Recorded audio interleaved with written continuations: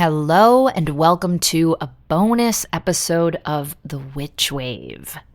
I'm popping in at a bit of an unusual time in our schedule because, as some of you may have heard by now, Rachel Pollack passed away last week on April 7th of 2023 at the age of 77. Rachel was so many things: a tarot expert and teacher and author, a sci-fi and speculative fiction writer, the creator of the first transgender superhero, and a transgender goddess herself. I was very blessed to have gotten to meet her and speak with her over the years and to interview her here on the Witch Wave in June of 2020 for my season 3 season finale. And I thought that the best way to honor her now and to honor her memory is to revisit that conversation during which she was every bit as brilliant and funny and kind and magical as one would hope. She was the kind of woman that I aspire to be because she was so completely and unapologetically herself and lived a life devoted to adventure and curiosity and unbridled creativity and liberatory spirituality. I will miss her, as will so many, many, many others around the world whose lives she's touched through her writing, her teaching, and her deep love of visionary divinity and transformational living. May all who knew her and her work find comfort and peace in the days ahead, and may her words continue to make the world a better, freer, and more marvelous place. Rest in power, and blessed be to the High Priestess herself, Rachel Pollack. Thank you for your majesty and your magic, Rachel. And now here is the ad-free version of my episode with Rachel Pollack.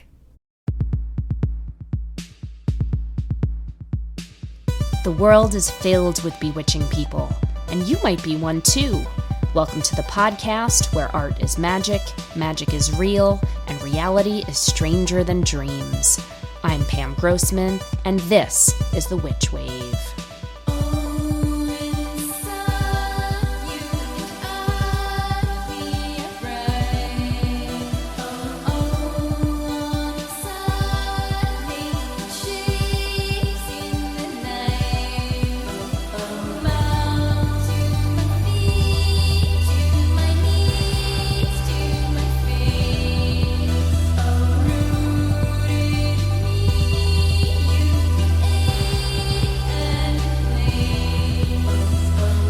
Hello and welcome to the Witch Wave. Yes, my friends, it's the season finale. Season 3. Hoo-wee, have we been through a lot since autumn. I want to firstly thank you all for continuing to listen and support the podcast. I hope it has offered you some comfort and entertainment and maybe even some inspiration during these tumultuous times. I continue to be inspired by the community that we're building together, and I'm so honored to be going on this magical journey with you all. I also, once again, want to thank everyone listening for your understanding, as I, like so many other podcasters, have had to scramble these past few months to keep making the show, despite the fact that I haven't been able to work out of the studio I was using, which means the sound quality is just not as polished this season, or at least the second half of the season, as I wish it was. But we are all doing our best, and here's hoping things will be back to normal when season 4 returns in the fall. And if you're worried that you might go through witch wave withdrawal, I just want to remind you that I will still be doing some mini-sodes throughout the summer for Patreon backers. So do consider joining us over at patreon.com/witchwave for that content and all kinds of other goodies. I also want to thank all of my sponsors and Patreon backers who have kept us afloat and able to keep making the show this season, particularly when I know that many of them have also been going through their own financial challenges. Deep, deep, deep thank you. And of course, a huge thank you to all of my guests this season who have brought so much wisdom and magic to our conversations, and who, it must be said, are also dealing with their own tech and sound issues and have still made the time to talk to me despite everything else that's been going on in the world and in their worlds. I am in such awe of each of them, and today's guest, the tarot titan and otherworldly writer Rachel Pollack, is no exception. By now, many of you are familiar with my phrase, following the trail of cosmic breadcrumbs. And I have to say that Rachel Pollack and the presence of her work in my life is an excellent example of what I mean by this, because it was through paying attention to signs and mystic clues that I was made aware of her in the first place. As you know, I'm a massive fan of Neil Gaiman, and Sandman comics are a foundational text in my life. And I first encountered Rachel's name a few times in the context of his work when I was a teenager. They collaborated on a tarot deck together for Vertigo Comics in the 1990s, and he would occasionally mention her name in interviews and talk in glowing terms about her writing and magical expertise, tarot-related and otherwise. Fast forward to the year 2009, which was a truly pivotal year for me. I had been working at my day job for a number of years, and after practicing magic privately for most of my life, I was beginning to finally step into my own power and identity as a witch more publicly. This was the year that Observatory, the arts and event space I co-ran with a bunch of other weirdos here in Brooklyn, had just opened. I had also curated my first ever art show called Fata Morgana, the New Female Fantasists, for Deborah Gallery in Greenpoint, which got a very surprising shout out from Neil Gaiman on Twitter. And I don't think I was even on Twitter at the time, so only heard about it from one of the gallery's visitors. And it was also the year that I did a spell to find a teacher who turned out, as many of you know if you've heard an earlier episode, to be the Green Witch, Robin Rose Bennett. To top it all off, it was in May of 2009 when Matt and I went on a weekend getaway to the Hudson Valley. And this trip was marked by so many magical clues and affirmations, including my stumbling upon a beautiful Hecate statue in a shop, which has been on my altar ever since, and also stumbling upon, drumroll please, a listing in a local magazine advertising tarot readings by one Rachel Pollack.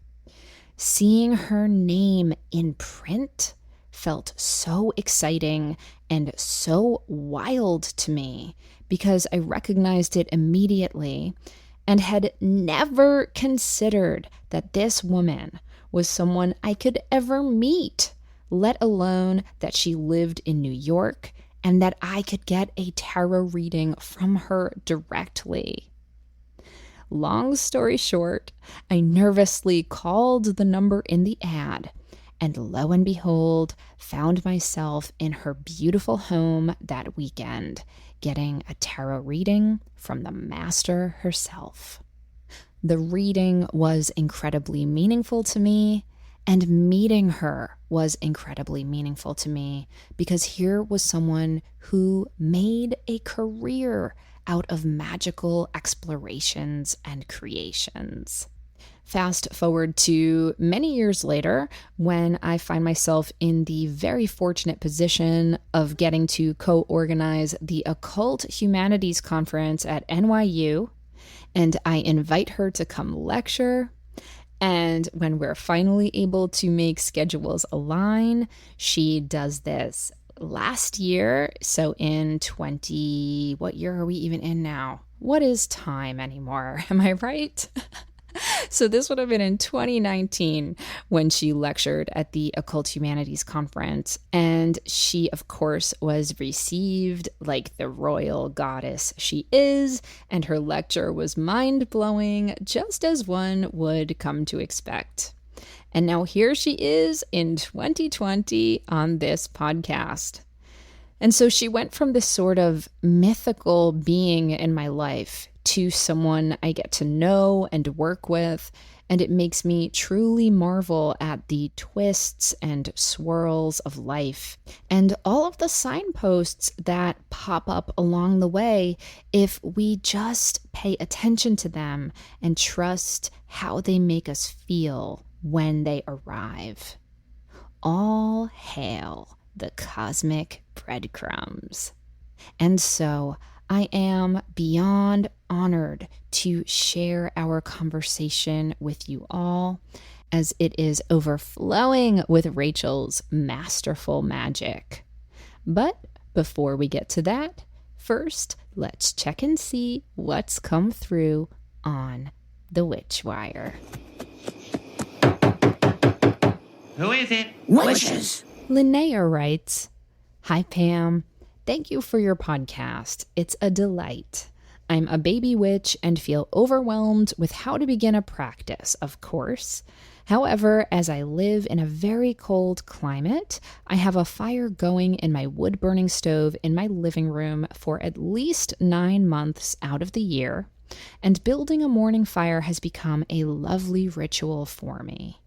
It feels like a gateway to both my practice and my connection to my ancestors. I know there is plenty out there on candle magic, but how about using a larger fire for daily magic?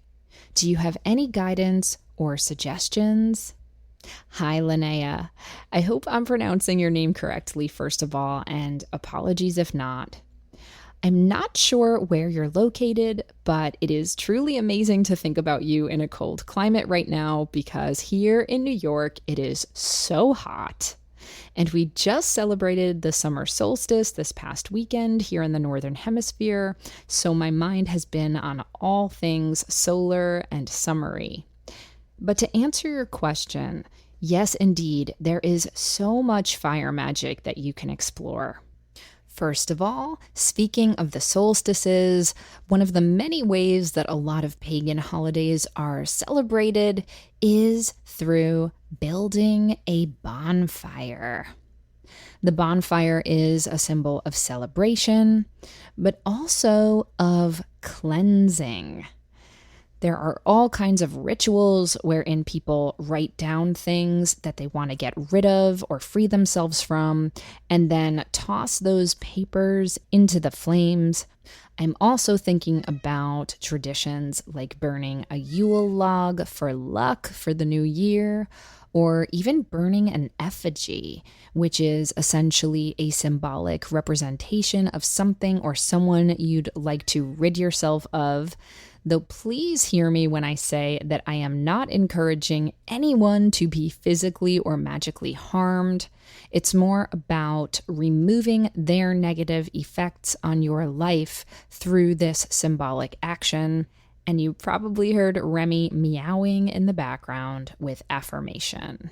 But something else that comes to mind in addition to spell work or celebration is to consider keeping a fire lit as an act of devotion.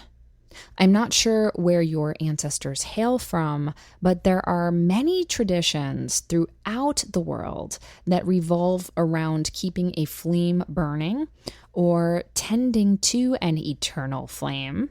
And I'm trying really hard not to break into the Bangles song right now. But for example, in synagogues, there's one flame, or these days, one electric light that is always kept burning to signify the constant and eternal presence of God.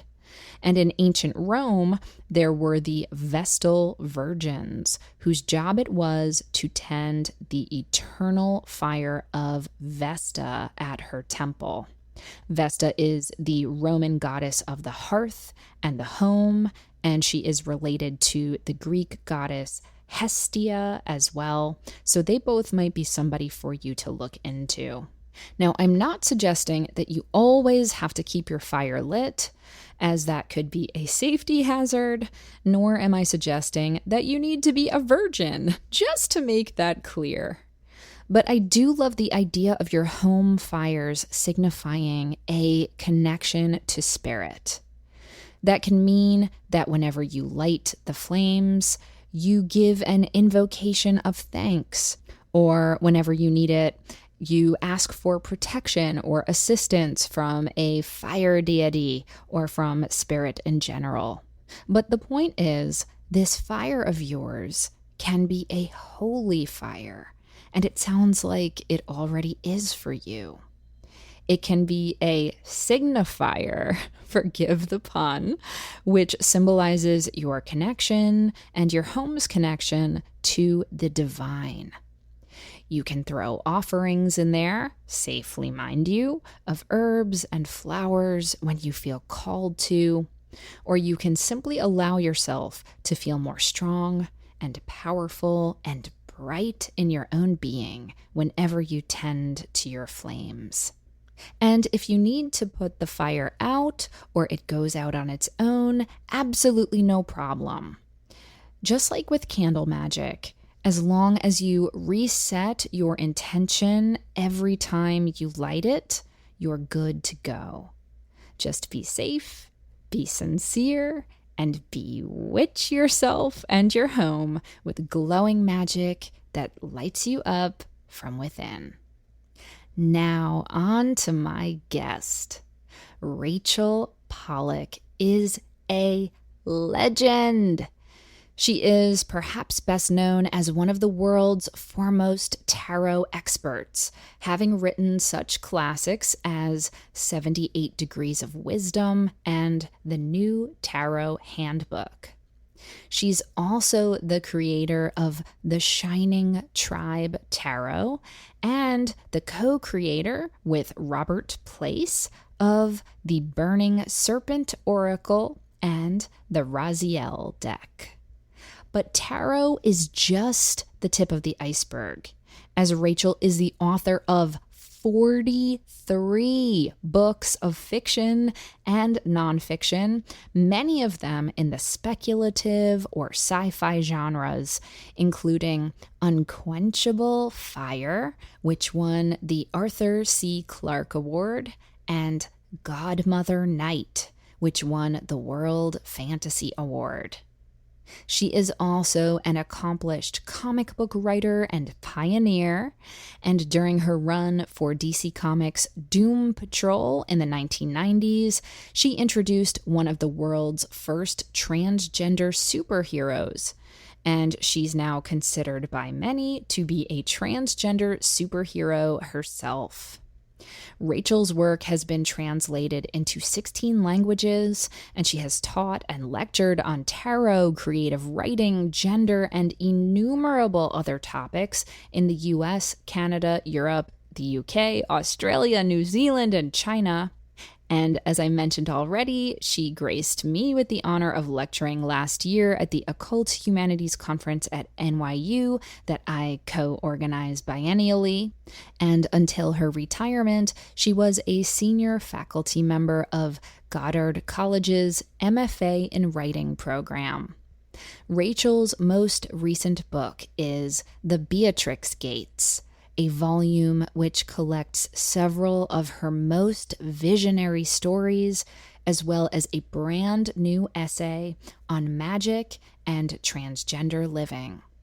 This year, it was nominated for a Lambda Award.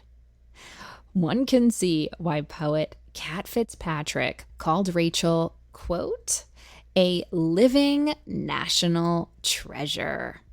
Rachel joined me from her home in the Hudson Valley, New York, via Zoom.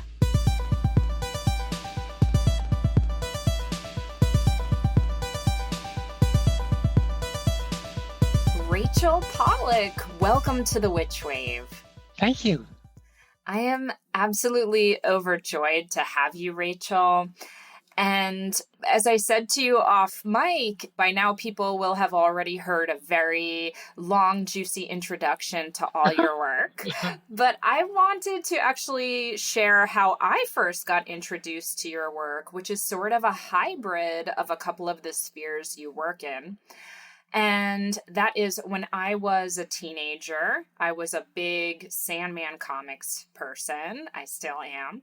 And I fell in love with the Vertigo tarot deck. Oh, yes, yeah. Yes. So for listeners who don't know what that is, Vertigo Comics was the gothy speculative fiction arm of DC Comics.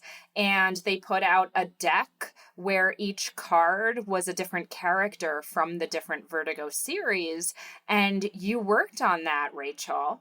And so I wondered, as someone who is a comics writer yourself and a tarot scholar and tarot creator, was that a joyful project for you to get to hybridize these different parts of your fascinations and passions?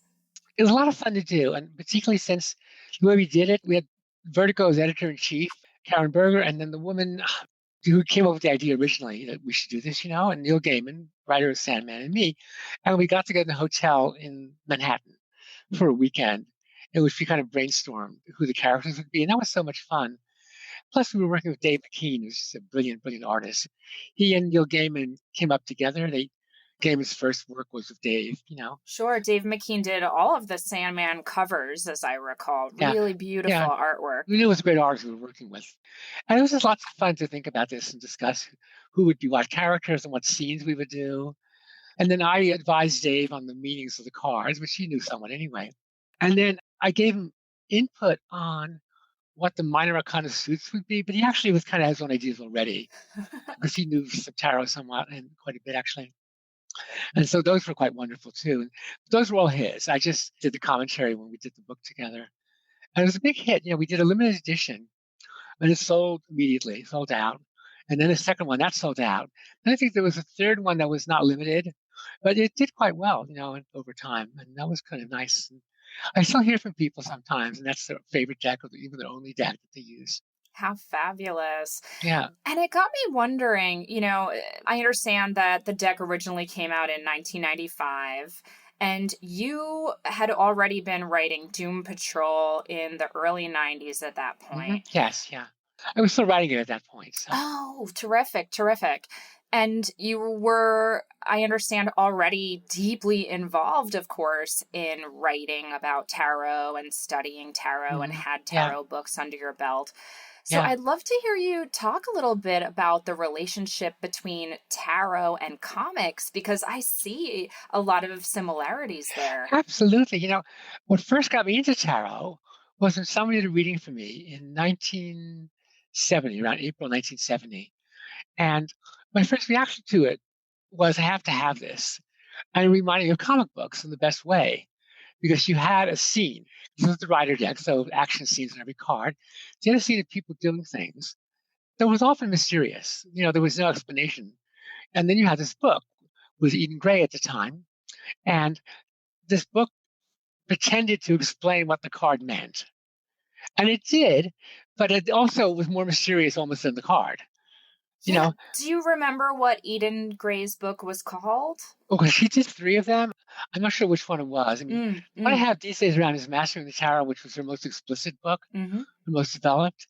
But, I remember like the 6 of Swords and there was very little on it, in this explanation. And it's just so mysterious and so wonderfully suggestive of a story. And it just reminded me of comics, which at the time I was really in love with. In fact, it's quite funny because at one point I was teaching at a college, State University of New York, and I gave a talk at one point to mostly students, a couple of friends in the faculty. Someone asked me how I got into teaching. Mm. So I said I was working a job I didn't like, and I was really hoping to break into writing comic books, but that didn't get me anywhere. They were so excited to hear that one of their teachers got the job because she couldn't get into comic books. Yes, that's They were awesome. so thrilled at this notion. Anyway, so I always felt there was a strong kinship. And I have trouble with traditional decks that only have symbols on the cards, Mm. like the four swords is four swords, on the page, especially if there's no particular individualist pattern to the deck. So the four swords is the same as the two of swords, but two more, Mm. and the same as six of swords, but two less, Yep. two fewer. But in the Rider deck, they're always suggestive of action. And so to me, it was like a comic book narrative. And when you did a reading, maybe you'd have the four swords. Before it, you might have the five of swords. And after it, you might have the 10 of cups. So you have a story. Mm-hmm. There's this terrible disaster happens, a battle, people lose badly, and then they have to leave. And they're depressed, but they're taking their troubles with them, and then they come to a happy place. Mm. So you already have a story there, and that story can apply to people's lives. And so to me, there's always been that kind of connection. Absolutely. And I was thinking about also the combination of words and symbols and Yes, what a yeah, magic combination that is, yeah, yeah, language and imagery. And comic books obviously braid those two together really impactfully. yeah, But I also love how tarot decks do have the titles, or many of the decks do have the yeah, titles or the words. And yeah, together yeah. there seems to be this interesting alchemy. Yes, it's true. It's first of all, in the major arcana, you have these very mysterious titles, the Hierophant, the High Priestess, and the Hanged Man, things like that. But then you also have the numbers. So my only complaint about most tarot decks, almost all tarot decks, is the Roman numerals. Mm, Roman numerals are, to me, empty. They don't have meaning. mm, Whereas Arabic numerals have tremendous meaning. Number 12 is a 1 and a 2. Number 21 is a 2 and a 1. mm-hmm. The 1 is the magician, the 2 is the high priestess, and so on. You have to forget to get 3, the empress. So Roman numerals can't do anything like that. Mm. To me, the numbers always have to be, Arabic numerals, which I did in the Shining Tribe deck. I'm so glad you brought up the Shining Tribe deck, because this is the deck that you have not only done all the writing for, but all of the illustration for as Yes, well. yeah, I know you have a few other decks out that you have collaborated with people yeah. to create, but the Shining Tribe is 100% yours. And I would love to hear about how that deck came to be. It's very interesting, because at a certain point, I decided that A, you worked with the tarot for quite a long time.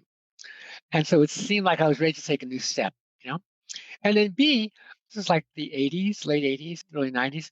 There were lots of decks coming out, new decks. I did a whole book called The New Tarot, which I could not do anymore because back then it was possible to do a book with about 30 different decks in it and cover the field. Mm-hmm. And now there's hundreds, if not thousands, of new decks. Sure. I mean, so that was my impetus.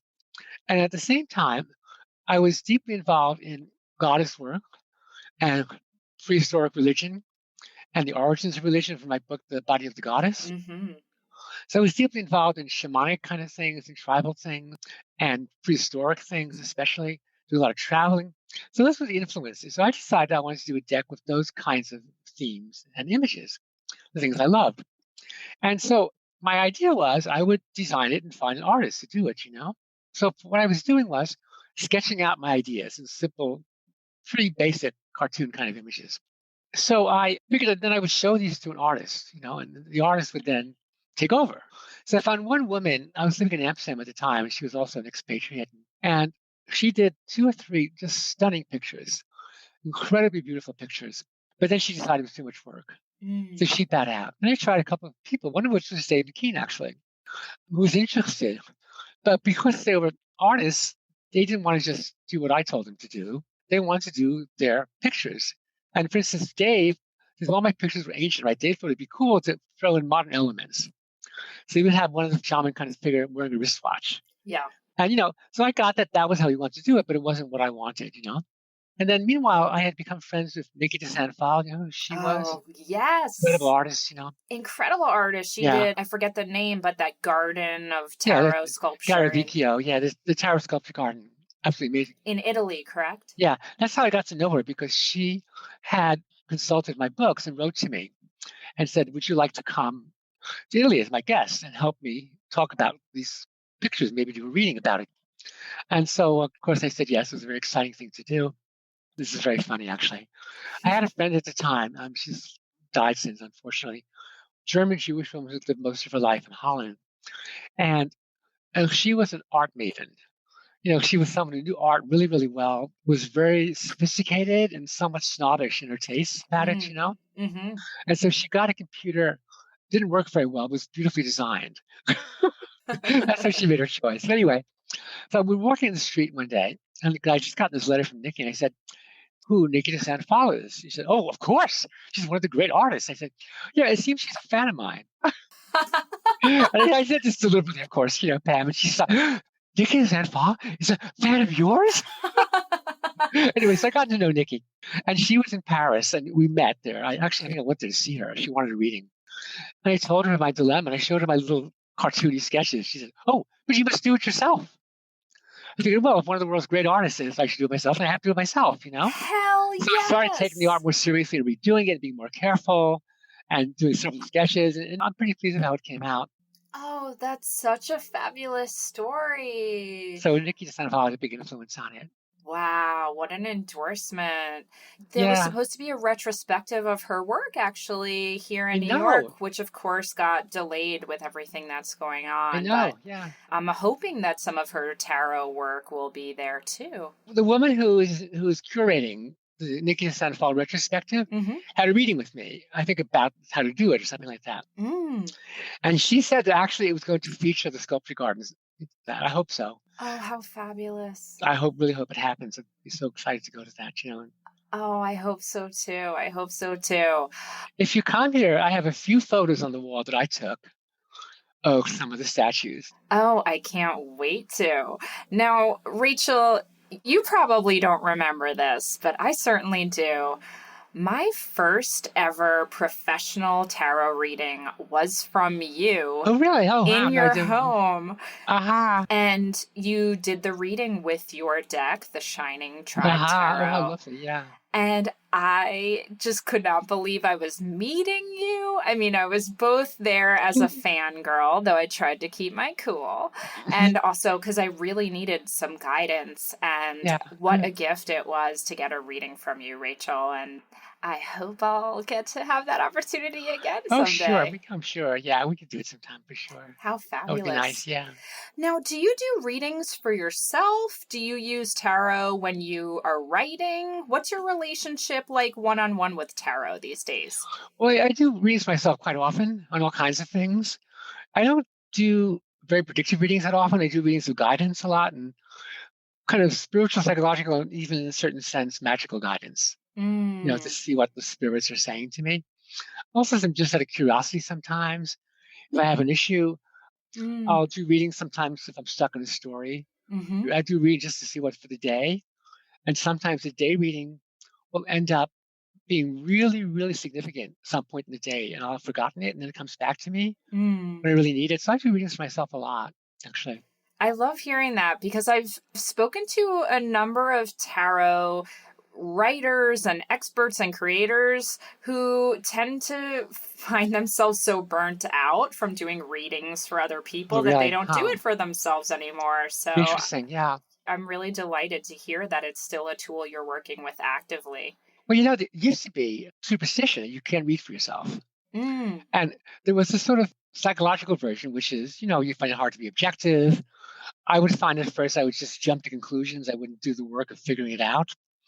But then, over time, I felt I could get more into it than that. And of course, Mary Greer did a whole book about that called Tarot for Yourself, her first book. I didn't know about that to challenge that idea, Yeah, I feel like there are a lot of different theories about tarot. I've heard that one that you're not supposed to charge money to read, which I think is so ridiculous.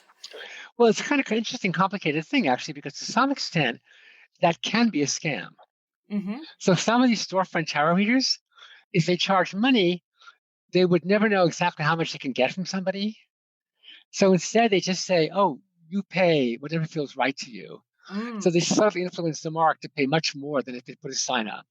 You know, it's just a bizarre idea. I mean, I've actually had people ask for a reading and be angry that I wanted to ask for money. The witch in the village never asked for money, and the shaman didn't ask for money. And I said, yeah, and they were given a house to live in and all their food. Exactly. Thank you very much. There It has to was be just, some exchange. I I mean, my mean, really, it was goodness. just ridiculous, Exactly, exactly. Well, on that note, we're going to take a very quick break and we'll be right back. Welcome back to the Witch Wave. Today I'm speaking with Rachel Pollack. So, Rachel, we were talking about tarot and comic books earlier, and I just want to give you all of the props. Not that you need them from me, but I think a lot of my listeners might not realize that you wrote arguably the first transgender superhero via Doom Patrol. Hmm. And this was a character named Kate Godwin, Yeah. also occasionally known as Coagula. And I was revisiting the issues that you wrote where you first introduced this character, and I was so delighted by all of the occult symbolism that you kind of sneak in there. I mean, her power is that she can say solve, and that will dissolve things, or coagula, and that will Yeah. coagulate Those things. are the And hands, right? The left hand dissolved and the right hand coagulated. exactly, Yeah, exactly. yeah, All of the kind of occult nerds who listen to this podcast will recognize, the symbol of Baphomet or the symbol of the magician in the tarot, yeah. where the left hand is down, the right hand is up. And I know Baphomet has Salve et Coagula written on their body. Please, please share with us, how did Kate Godwin come to be? The wasn't the reason I wanted to do Doom Patrol at all was because I so admired what the previous writer Grant Morrison had done. Mm-hmm. And he moved things in a kind of a occult direction, kind of. Not totally, but significantly, let's say. Mm-hmm. And so one of his characters was, I can't remember exactly if he was an alchemist. I think he was that character. Oh, the character, are you talking about Rebus? Yeah. So when I was thinking of having my character and what her powers would be, I decided that she'd been a prostitute and had sex with Rebus. And so it Mm. gained alchemical powers. At the time, I was active in transgender circles, Mm-hmm. and I told one of my friends there in this group I was in that I was doing a comic book, superhero. She said, "Oh, she said, can you make me a character? I've always wanted to be a superhero, so I wanted to do her." And so her name was Goodwin, Chelsea Goodwin. So I did the name Godwin, which is a reference to Mary Wollstonecraft, Mary Oh, Godwin, sure, sure. Vindication of the Rights of Women, Yep. Mary Shelley's mother. But anyway, so that was the name right there. Mm-hmm. And then, and the Kate was for Kate Bornstein. It was a now pretty much legendary transgender activist. Sure. But then I was thinking, well, what should her powers be? What should her life be? And at that time, this is kind of funny, career opportunities for transgender women were pretty limited at that time. Mm-hmm. And there were two options to a large extent, divided by class. So if you were poor, you ended up as a prostitute a lot of the time. And if you were middle class, you became a computer programmer or Okay. a software engineer, actually. Mm-hmm. I was at a gathering one time, and there was this woman there, and I asked her what kind of work she did. She said, well, actually, I'm an engineer. I said, oh, a software engineer? I said, how'd you know that?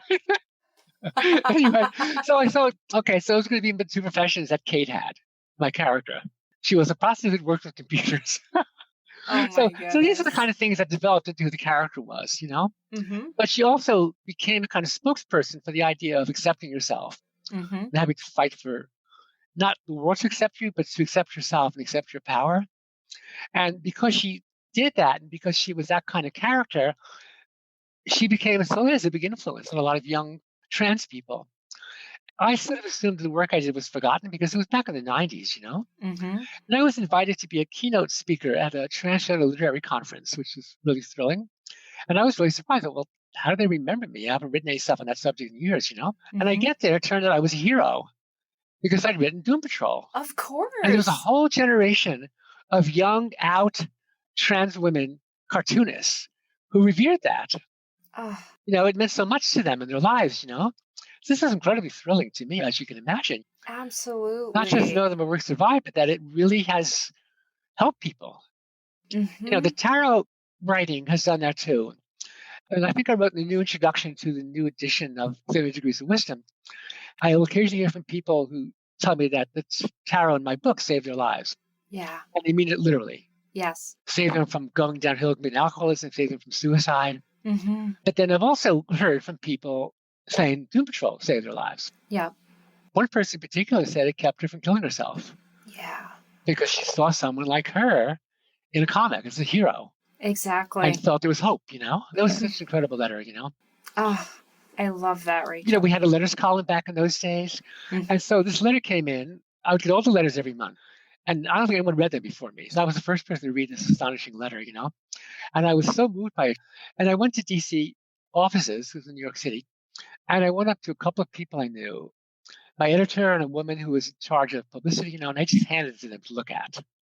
And they were just stunned. Yeah. She just couldn't speak. She started crying. Mm-hmm. Because, back then, still to some extent, but definitely that comics were a kind of reviled field. Sure. And so to see that this could have an effect, a comic book could have this kind of effect on a person. Oh, yeah. It's so powerful, Absolutely. I mean, comics really helped point me in the direction of the fact that being interested in magic was valid. Like, Yeah. a really valid, vital thing to love, and not just silly, but that it was this whole corpus of knowledge and empowerment and beauty that we all have access to. Yes. So I can Wonderful. only imagine what a transgender reader would have felt like seeing themselves through your work, Rachel. That's amazing. Thank you. Yeah. It was really a wonderful experience to do that. There are still some people that assume that the comic book part of my writing was the most commercial part, the part I just did to knock things off to make some bucks, Sure. But to me, Doom Patrol is one of the absolute highlights of the work I've done in my life, Oh, yeah. I thought we did really good stories and said some powerful things Mm-hmm. and had a good time. Mm-hmm. And some of the other stuff, Doom Patrol was the real major thing I did in comics. And now I'm doing some comics work again, which I'm really delighted to be doing. Tell me about that. I've done a couple of short pieces. Now I'm doing a interesting series. I'm not sure how much I'm supposed to say about it. It's with an editor who kind of brought me back into comics. He started giving me assignments and started making connections for me. Mm-hmm. He wanted to work with me, and we're doing this great story together, which I'm really excited about. Oh, that's so great. Well, as soon as you're ready to announce it, please let me know, because I can't wait to see that. Yeah. I want to shift a little bit from comics to your prose writing. Sure. Which is so exquisite. I suppose one could describe you as a science fiction or speculative writer, though I see you as spanning so many different genres. And thank you. There's a book that actually came out recently, which is such a jewel. This is the book, The Beatrix Gates. Mm-hmm.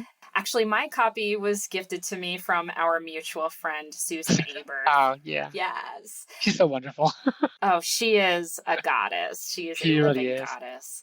And this book touched me so much, Rachel. I know it's a collection of a few different stories that you had written previously that are being reprinted, as well as a brand new story that you wrote, and then an interview with you, and this incredible essay.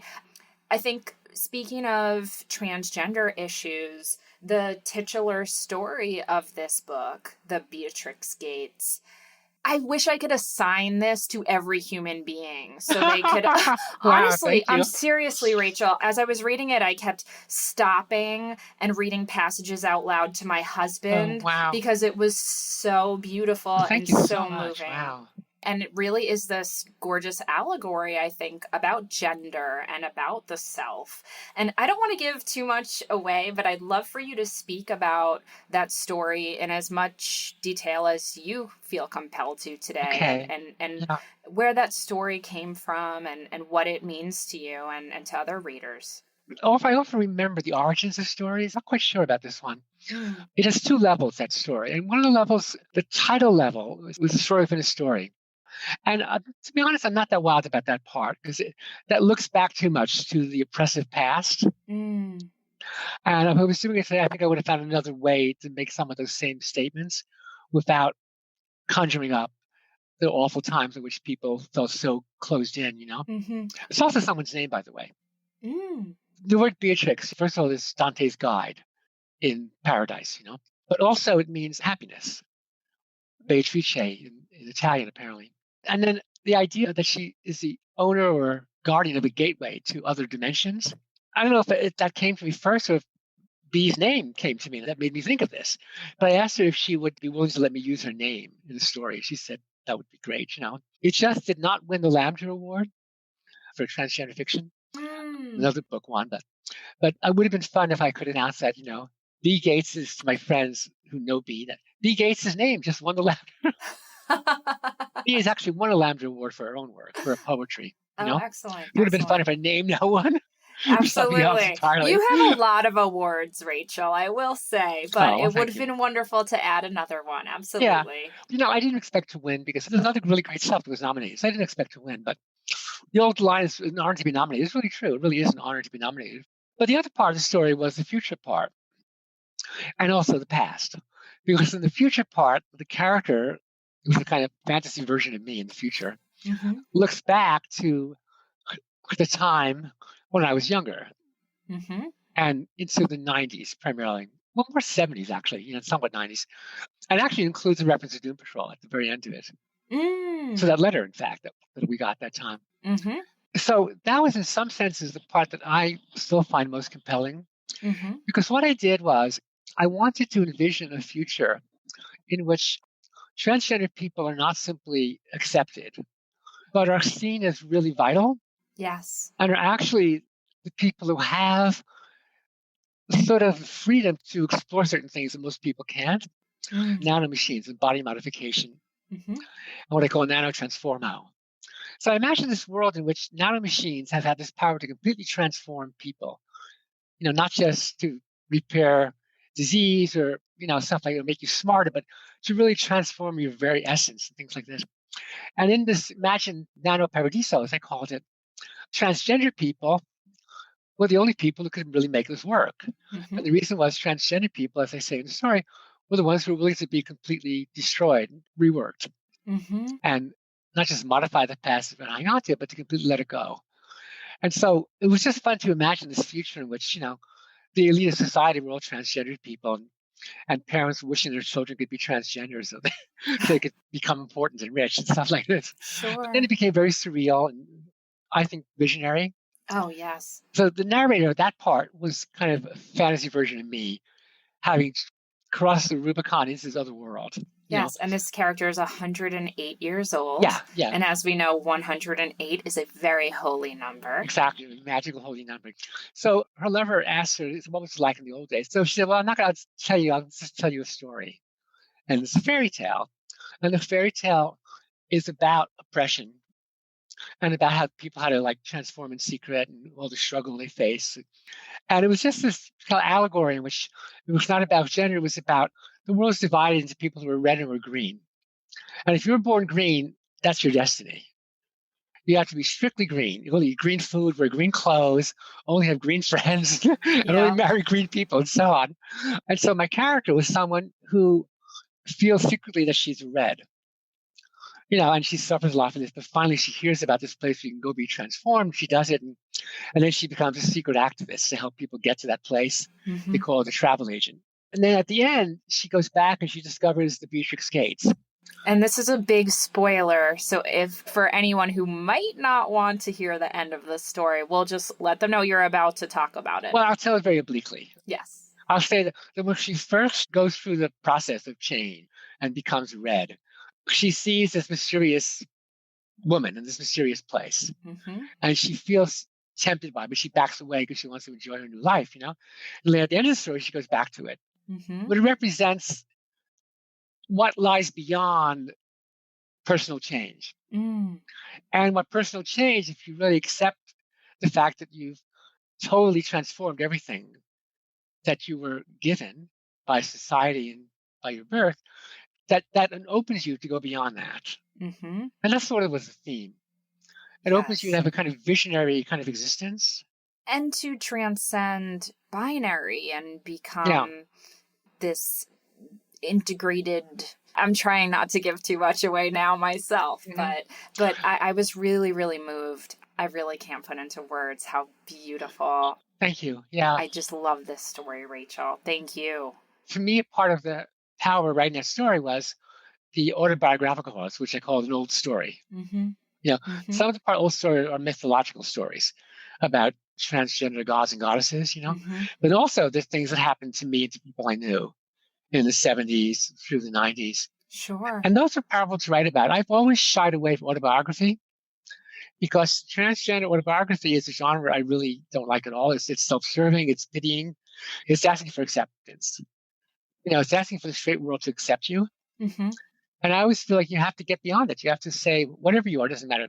Trans to any issue at all. Mm-hmm. If you're at odds with society, including being a witch or anything outside society, it's a trap to ask the world to accept you or to write about yourself, assuming your audience is the straight world, as I call it. Mm-hmm. You have to write to your own people. So the work you write is about being a witch is so wonderful because it's to witches. It's not to the outside world to say, oh, please accept us. We're not bad. We're okay. We're good. Please Mm-hmm. don't be nasty to us. Mm-hmm. So this was a way of writing things that were powerful experiences and writing them very much in the framework of this magical kind of story, writing about the power of having that kind of life history. Yeah. So when did you start writing more autobiographically? Did that feel liberating? Was that intimidating? Well, I've always shied away, as I say, from writing anything that was really officially autobiography. I would sometimes do something like I did a book called The Secret Woman, which is a mystery of those they would say, a transsexual detective, Mm-hmm. which I recently reread and was really happy with it. I'm really sure how I feel about it. I really like the character. And so in that I use some of my own life experiences, but more of my friends and idea of what this character might be. Mm-hmm. So I've never really felt the desire to write about my life much. Mm-hmm.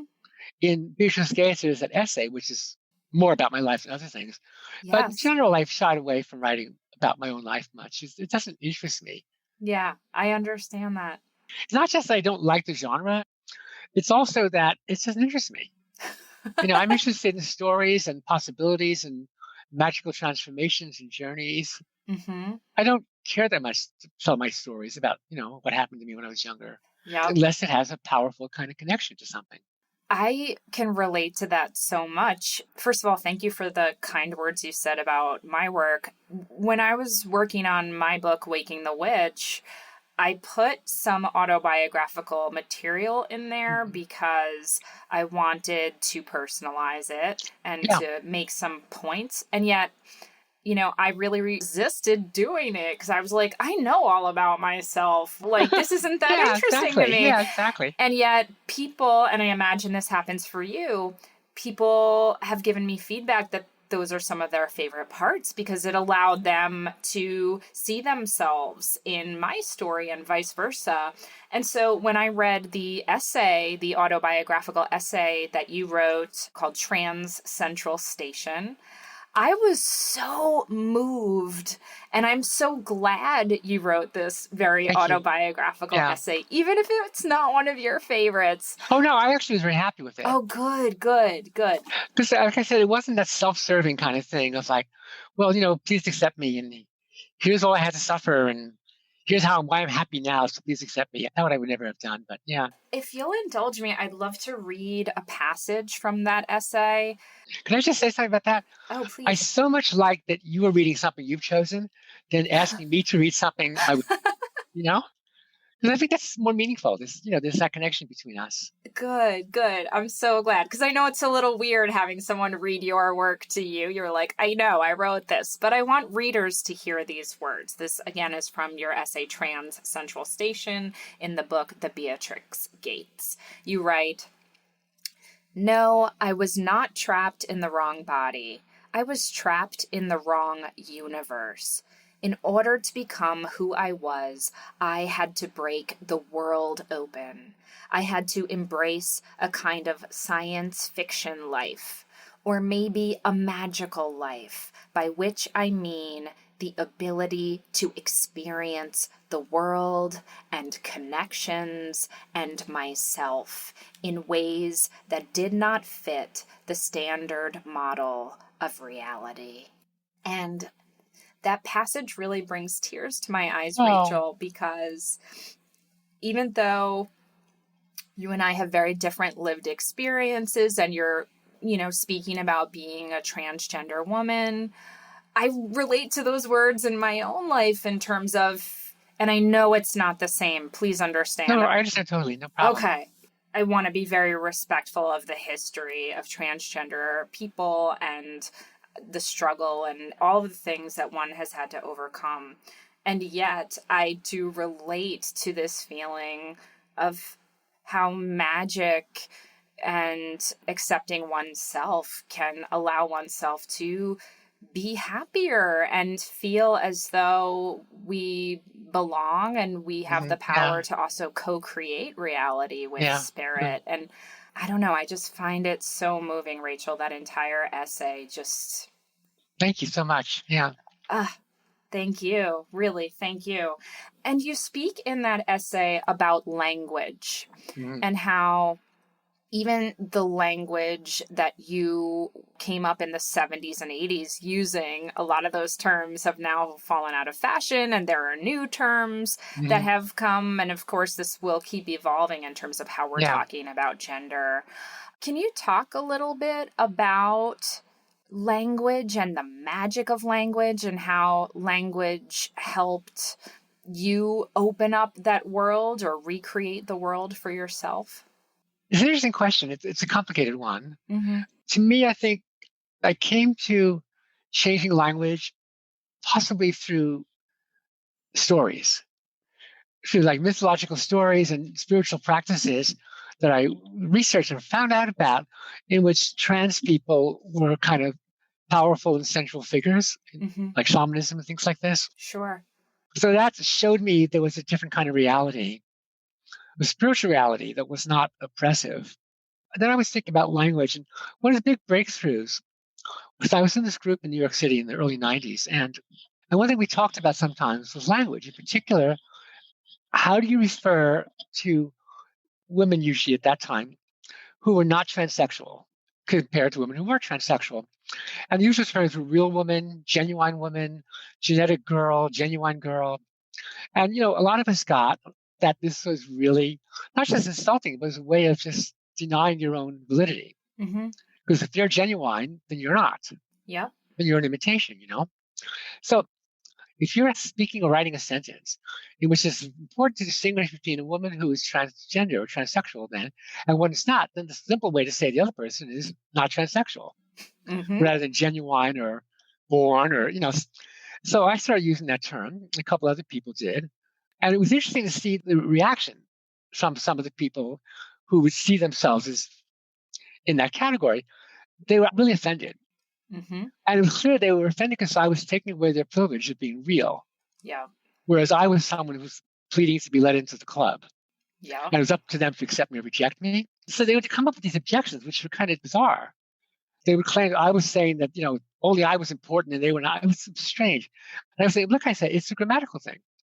The only reason we're having this discussion at all to make distinction of these terms is in a sentence where distinction matters. Yeah. It's not like I constantly see this is your category in life. Instead, in that sentence, it matters. And the simplest way to say it is to say the person who is the person who isn't. Yes. It was very liberating to trans people because they stopped seeing themselves as imitations, and that phrase, the real thing, became very powerful. I'm the real thing. Yes. And I use that in my book, actually, Secret Woman. When the character finally comes into acceptance of herself, she also accepts how powerful it makes her. Yes. To not be afraid and to not hope that people will be nice to her. So at one point she says, I'm the real thing. And it's a really strong statement that she makes, In recent years, in the modern movement, they looked at the subject fresh. What do you call people? If you have to make that distinction, what term do you use? And they came up with cisgender, which I'm not wild about because it's an artificial term. Mm-hmm. And one person said that they looked at the idea of saying non-transgender. Mm-hmm. I think they said that somehow it made transgender seem like this odd thing on the side, and not as real. Mm-hmm. And so then the real people are the ones who are not. That's what people have accepted. So, Exactly. And I imagine in 25 years, there will be who other knows? Yeah. words, don't you Yeah. think? Yeah. Language always changes, which is great. Exactly, exactly. On that note, we're going to take another quick break and we'll be right back. Welcome back to the Witch Wave. Today I'm speaking with Rachel Pollack. So, Rachel, when I was reading some of your writing, you highlighted this time in your life where lots of revelations were happening for you. And I think that we're currently in a time when lots of revelations are coming to lots of people. It feels like there are these flashpoints in our personal timelines as well as the collective timeline. So I wanted to dive into some of those ideas with you. You talk about how in 1970 to 1971, suddenly your life changes and a lot of new things are revealed to you. Can you talk about that time period? Well, actually, I was thinking about it for some reason this morning. It really is actually pretty much all tightly in the spring of 1971. Kind of amazing. First 1970, so in a year or so. So in that time period, so I came out as transgender and a lesbian. And I also sold my first professional short story called Pandora's Bust. That's awesome. And I also discovered the tarot. As I say, the tarot discovered me. And that was actually the first. That was April 1970. So this is like three very major things in my life. Tarot cards, being trans and lesbian, and being a professional writer all at the same time. To me, it's a very magical thing that all those things converge at that moment. Yes. And then, of course, each of them took years to develop. But still, that was the moment in which everything opened up for me. Yeah. These kind of things are mysteries, how that happens. Mysteries, but not accidents. It's hard to explain. And of course, as each of them developed, I began to see how much magic was in my life over time. And then the tarot, of course, developed in powerful ways. Yeah, yeah. Just about exactly a year later, 70 Degrees of Wisdom was published. Wow. Volume 1, 1980. Also my first novel, so that was the fiction part at the same time too, called Golden Vanity. Golden Vanity, I like to joke, kind of vanished without a trace. Yeah. In fact, my first three books were all described as my first novel by critics. The first two got so little attention. But anyway, but the tarot, of course, 70 Degrees of Wisdom has been in print ever since. Yes. From 1980s, the present is now in its third edition. It's sold all over the world and so on. So that's kind of an amazing thing. I've been very thrilled with what's happened with my fiction writing, and I love doing it. It's still my first love, I would say. I also predict, Rachel, that your writing is for the ages. Talking about your fiction writing, Thank you. particularly. Yeah. I wrote down a quote from you. You write, "Sometimes the old gods don't die. They just keep busy until humanity catches up with them." And I feel like humanity is catching up with you. And thank you. how That's lucky wonderful. for us and for people who can now go back and dive into your immense corpus of writing. And of course, you're generating new stories all the time. So, Thank you so much. Oh, you're welcome. It's interesting. I'll just say something about that. So Yeah. for a long time, it used to be that the people who knew my tarot books knew nothing of my fiction and vice versa to a large extent, And just recently it started to change. I started to hear from people who were devotees of my fiction and also read my tarot and vice versa. So that's been kind of an interesting development. Just starting to be that crossover between the two things I do and the comics also. Absolutely. I think you've been leading this multi-stranded, integrated life and doing this alchemy with yourself of braiding together all these different parts of yourself. And sometimes it takes other people a while to catch up to that, but I think it's happening. And hopefully this conversation will help a little bit in that direction. Yeah, well, you're certainly giving a great boost to my work, I have to say, so thank you very much. Oh, well, please. This is totally my honor. Now, I would be remiss if I didn't ask you, a wise, insightful, magical being. About this time period that we are in collectively right Good now. I Lord. mean, Yeah. I know we're recording this in mid-June. So, for those listening in the future, it's been 3 months of quarantine from coronavirus. We're entering the 3rd week of protests for Black Lives Matter. The card that comes to me in my mind, it's very obvious, but I'm like, this feels like a tower I moment. was thinking about carvings. I think a tower is going to say. Yeah. Yeah. Yeah. Are there other messages that have come through for you about this time, whether via tarot or just your general magical way of looking at the world? I tend to find that it's difficult to do readings about social situations because there's a certain extent of you want to read it the way you want to read it. My friend watches YouTube tarot and psychic reading videos, Mm-hmm. and it does seem like the political stuff, it ends up being from that person's point of view, Mm. to some extent. And I'm hoping they're all right because usually they're anti what I'm anti. I'm Yes. pro what I'm pro. But Yeah. every now I'll do a reading not from my own point of view, but just see what I see. Mm-hmm. And other people do readings too. But it's hard to know. The 2016 election, a whole bunch of us did readings. And it just seemed like whatever the cards were, those of us who wanted Hillary to win predicted Hillary. Mm-hmm. And others, you may want Trump to win predicted Trump. And afterwards, we looked at the readings, you could see how it could have been what we said, but you could see it was also wish fulfillment. This is Mm-hmm. what we wanted to say. Mm-hmm. And we ignored other possibilities. So I tend to veer away from doing that. But we have been doing readings of guidance to see. I don't see, to me, it's not a clear statement. Mm. Right now, so much is up in the air. Yeah. Has the pandemic subsided or will it come roaring back? Mm-hmm. And if so, what the hell do we do about it? Mm-hmm. Because we can't be in lockdown forever, but that's the only thing that seems to work. Yeah. The election is so up in the air. Mm-hmm. It's terrifying, all the unrest, If Trump thinks he's going to lose, what will he do? Mm-hmm. Because he feels like he'll do anything. Mm-hmm. And that's very frightening and on and on and on like that.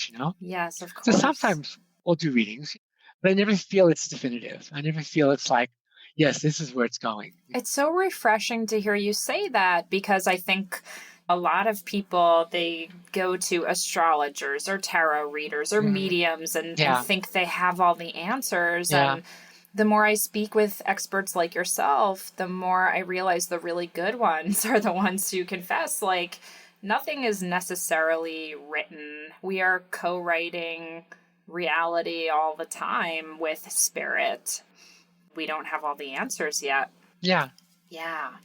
I want to circle back to how you're thinking about magic and spirituality today. Gosh. You called yourself in the interview in the Beatrix Gates, quote, a radical goddess-loving Jew. And then you say, or sometimes you simply describe your religion as, quote, heresy. Yeah. Well, that happened because a friend of mine was in the hospital for something. And there was a form asking her religion, Mm-hmm. And she's actually a minister. She's an interfaith minister. For a while, she had her own church, but she's given that up. But so she could have written down all kinds of stuff. But she wrote down Druidic, which is wonderful. Love so it. I thought, well, what would I write? And I immediately thought heresy is my religion. Because I'm interested in all religious traditions, but never from what you would call the orthodox or the faith part, but always from the radical, secret, rebellious part. Yes. The part that goes deeper. I'm heretical in everything, I'm against tarot. What do you mean by that, Rachel? Well, those people who think it has to be this occult correspondence thing. I'm going to be clear. I have tremendous respect for those people. They have done so much further than almost anyone else in dealing with tarot on a spiritual basis.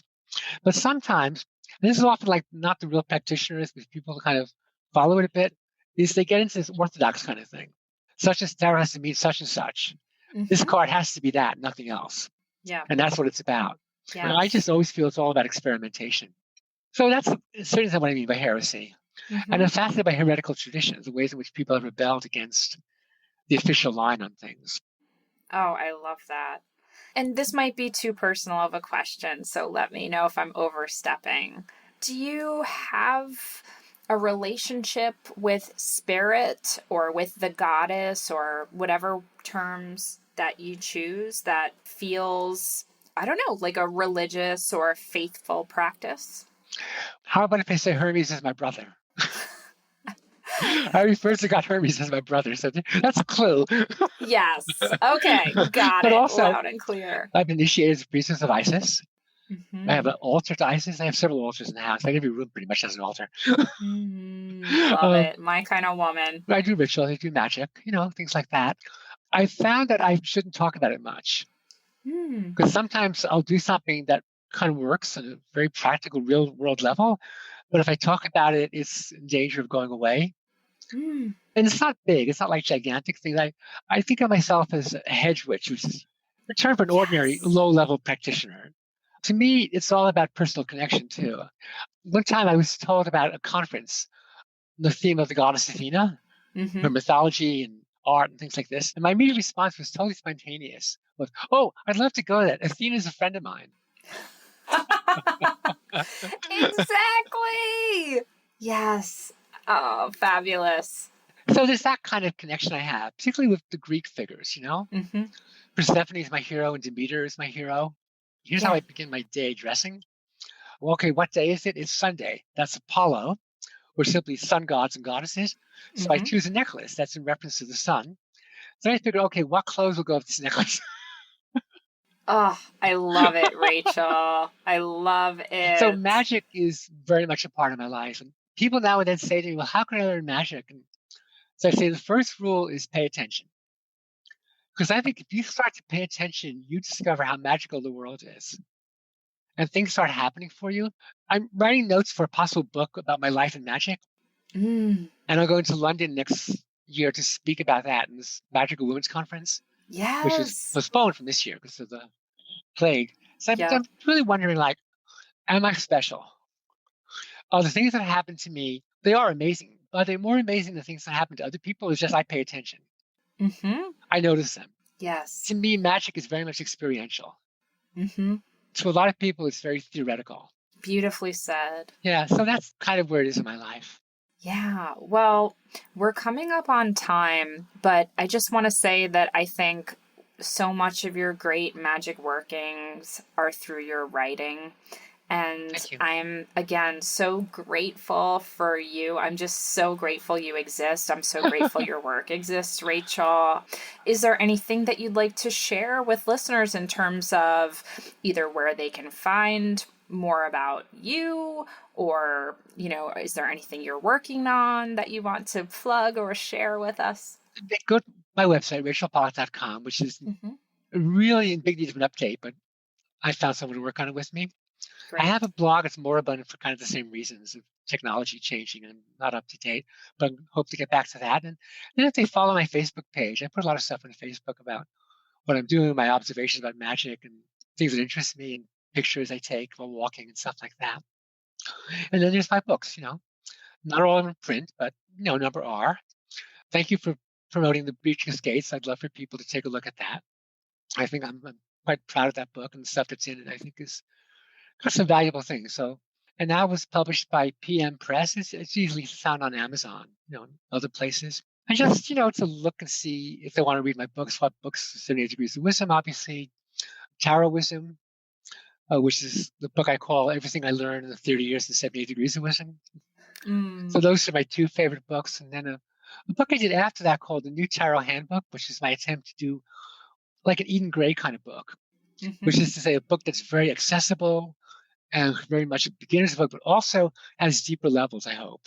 Yes. And I really made a point in that book to not just dumb down earlier stuff, but to find new things to say I never thought of before. And in that process, I found amazing things in the writer's deck that I'd never noticed before, which is the way the Tree of Life appears disguised in a lot of the minor arcana cards. People's bodies and positions of things. It's really important, just to look around at my stuff, and see what they think would appeal to them. Well, there's certainly a lot of it, and it is just packed with treasure. I want to ask you, have you read Unquenchable Fire and Temporary Agency, those two books of mine? So I have Unquenchable Fire. Okay. I tracked it down and I have yet to read it. I think you'd like it a lot. Okay. What was the second one you And mentioned? Temporary Agency follows it. It's Okay. not a sequel, but it's set in the same world. Okay. You know? I think those two books would be very meaningful to you from the kind of things, my work you've been interested in. Other listeners might be interested in those books. Yes. I sometimes call Unquenchable Fire sort of all out Rachel, or, Rachel 100 proof. It's like it's nothing held back, and kind of very strange, very, I think, magical. It's, it won an award. It won this big science fiction award. How fabulous. Yeah. Well, I'm sure it was well deserved. I can't wait to read it. Yeah. Now, Rachel, I could talk to you for 1,000 more hours, but I know you have many other things to do. Well, Thank you so much for your time and for your work. You are just gold. You are absolute gold. Oh, thank you. Yeah. First you said you were old, and that's true. I'm old. I'm going to be 75 in August. I cannot believe this. Oh my How is this possible? It's like. Well, congratulations. That's quite a milestone. I know. I'm kind of excited by it, Are you going to mark it in any specific way that you're thinking of? Well, I'm not sure yet what I'm going to do. Yeah. I don't know. Well, I hope it is filled to the brim with all the magic and majesty that you deserve, Rachel. Oh, thank you, sweetie. Thank you. Thank you so much again for being on the Witch Wave, and thank you for your time. Oh, I was absolutely delighted to help. Maybe we could do it again sometime. Had a great time. You got it. That's it for the show. Thank you again to Rachel Pollack for her transcendent wisdom and transformational words. Do you have questions, feedback, need some witchly advice, or just want to share something magical that happened to you recently? Drop us an email at witchwavepodcast@gmail.com. We always love hearing from you, and you just might make it on the Witchwire. The Witch Wave is produced, written, and recorded by me, Pam Grossman.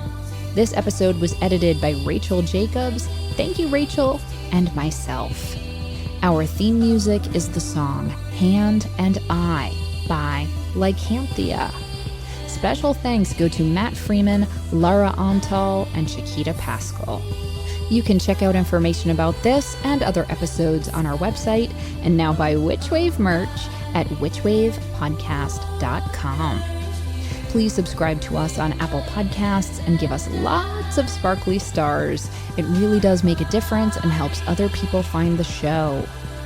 You can follow us on Twitter, Instagram, and Facebook at WitchWavePod, and you can check out my witch emoji for iPhone by going to witchemoji.com or downloading it in the App Store.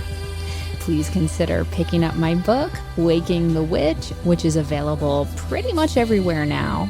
And if you want more Witch Wave, or you would just like to support the show and get those mini-sodes throughout the summer break, please do join us on Patreon, which is patreon.com/witchwave. Have a spectacular summer, everyone, and thank you so much for listening. Witches are the future. I'll catch you next time on The Witch Wave.